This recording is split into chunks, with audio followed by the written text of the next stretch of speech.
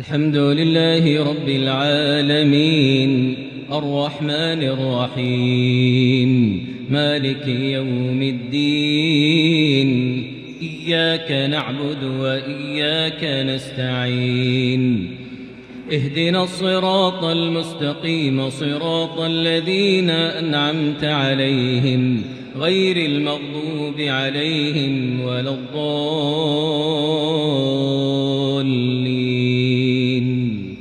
آمين मुझे बाबू नालो मरकज़ सिकंदर सां सदाईं गॾु हुआसीं। असीं 40 साल सदाईं साईं सां गॾु रहियासीं। असांजी का हिमत न रही, न असांखे को धणी थियो, न को साईं, का असांजी इज़त न रही।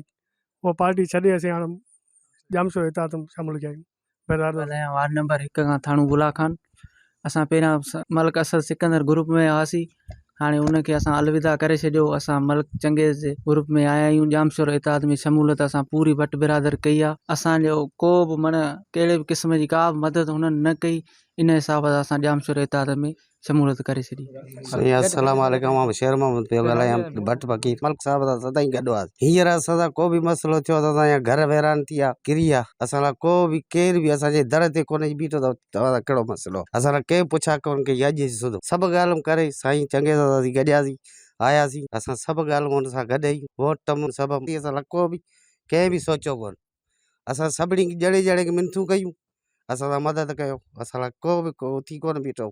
असांजे अङण त कोन जी बीठो त असां वांदा छा आहे। असीं मजबूर मज़ूर माण्हू एतिरो ई सभु आयासीं। असीं हिन ॻाल्हि लाइ करे असीं अॼु बि गॾु आहियूं, चङे सां सुभाणे बि गॾु आहियूं। अस्सलाम वालेकुम। ऐं सजाद भट्ट पियो ॻाल्हायां, वार्ड नंबर 1 जो। असद खे वोट ॾींदा आयासीं त यको असांजो कोन उते धणी बि केरु नथो थिए। उते वियासीं असां जाबा ॾेई मिड़े असांजो कुझु बि कोन कयऊं। हाणे मलिक चंगेज़ आया आहियूं। वोट असांजो तालिक अॼु बि सुभाणे जीए मलिक चंगेज़।